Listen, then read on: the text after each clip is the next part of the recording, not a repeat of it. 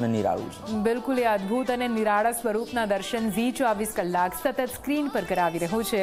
આપ જોઈ રહ્યા છો અલગ અલગ દ્રશ્યો, એ પછી મંદિર પરિસરના હોય, મંદિર પરિસર બહારના હોય કે રથમાં બિરાજમાન એ ભગવાનના મનોહર રૂપના દર્શન હોય, ટીવી સ્ક્રીન પર સતત એ તમામ દ્રશ્યો તમે જોઈ રહ્યા છો, જ્યાં ખીચડાનો પ્રસાદ તૈયાર કરી દેવામાં આવ્યો છે, લોકોને પીરસવામાં આવી રહ્યો છે। સરસપુરમાં પણ હાલ તો ભાવતા ભોજનિયા ભગવાન માટે તૈયાર કરાયા છે। ભગવાનના ભક્તોને પણ અહીં મિષ્ઠાન અને આ તમામ ભોજન મહાપ્રસાદના સ્વરૂપે આપવામાં આવશે।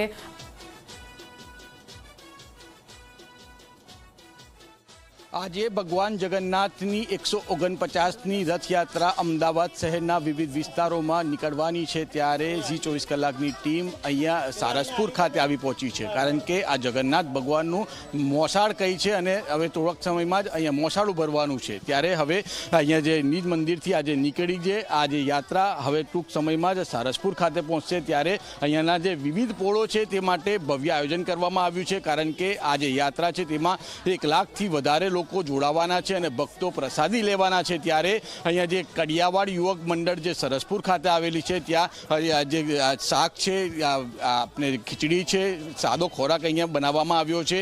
સાથે સાથે અહીંયા 30થી 35 હજાર જે લોકો છે એ જમી શકે એ માટેની વ્યવસ્થા કરવામાં આવી છે। બીજી બાજુ જે અહીંયા જે ખલાસીઓ જે આવે છે તે અહીંયા શાંતિથી જમી શકે તે માટે વ્યવસ્થા। ત્યારે આપણી જોડે અહીંના યુવકો જોડાયા છે। શું કહેશો, જે પ્રકારથી અહીંયા વ્યવસ્થા કરવામાં આવી છે, કેટલા વર્ષોથી કરવામાં આવે છે અને આનો લાભ કોણ કોણ લે છે?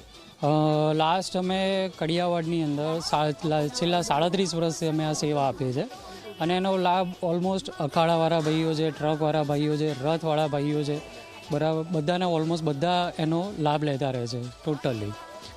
પરંતુ આજે ભગવાનની જે ખીચડી છે એ પ્રિય હોય છે, આ બનાવવાનું આયોજન તમે આ વિચાર ક્યાંથી? વિચાર તો પહેલેથી ચાલે છે, જૂના પ્રમાણે જે ચાલતું આવે છે એ પ્રમાણે વિચાર પહેલેથી જ આ ચાલુ છે। ખીચડી વધારે બધાને એ પસંદ આવે છે કે હળવું રહે છે ખાવામાં એકદમ, એટલે સૌથી બેસ્ટ વધારે પડતી પબ્લિક અહીંયા રહે છે અમારી પાસે। 14 થી 15 હજાર પબ્લિક એમને અમે જમાડીએ છીએ। બિલકુલ, 14 થી 15 હજાર જમાડો છો। શું કહેશો, જે પ્રકારથી અહીંયા હવે ટૂંક સમયમાં જ મોસાળું ભરવાનું છે, આ લાહો છે અને તમને જમાડવાનો ભક્તોને અહીંયા એક અવસર મળી રહ્યો છે, કેવી લાગે? અત્યારે તો અમે અનુભૂતિ કરીએ છીએ ભગવાન કે અમારા આંગણે આવે છે ખુદ અમને દર્શન આપવા। આમ તો અમે જગન્નાથ મંદિરે જઈએ છીએ, પણ ભગવાન આ અવસર નિમિત્તે અમારે ત્યાં આવે છે દર્શન આપવા માટે, એટલે અમે ખુદ આનંદ અનુભવીએ છીએ। અમે અત્યારે 700 કિલો ખીચડી છે અને 600 કિલોનું બટાકાનું શાક જે હળવું રહે છે, અને ઓલમોસ્ટ બધા તમે 15 થી 17 હજાર પબ્લિક જે અહીંયા એનો લાભ લે છે, એટલે ઘણો આનંદ થાય। અને અમે બધા યુવક મંડળના સભ્યો પૂરા દિલથી ભાવથી અને એની સેવા આપીએ છીએ। ગજરાત માટે પણ વ્યવસ્થા કરવામાં આવે છે, તો એ કયા પ્રકારની વ્યવસ્થા?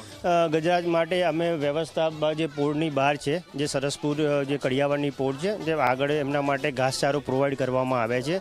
એમ છતાં તેમાં ગોળ છે, લાડુ છે, એને બધી રીતે જેવી સહાય જે હોય છે એ બધી પ્રોવાઈડ કરવામાં આવે છે।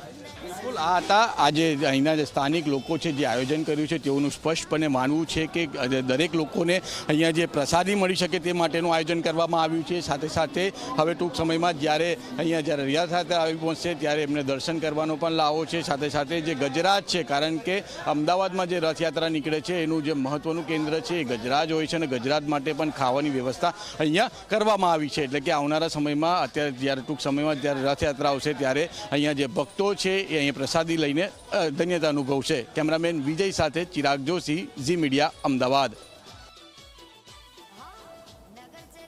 તો આપ જુઓ, સરસપુરમાં આખરે જે મોસાળમાં ભાવતા ભોજન તૈયાર કરવામાં આવે છે, જ્યાં ખીચડો હોય છે, સાથે સાથે અન્ય મિષ્ઠાનનું પણ તૈયાર કરવામાં આવતા હોય છે, કેવી રીતે કેવા ભાવ સાથે તૈયાર થતા હોય છે તે ભાવના આપે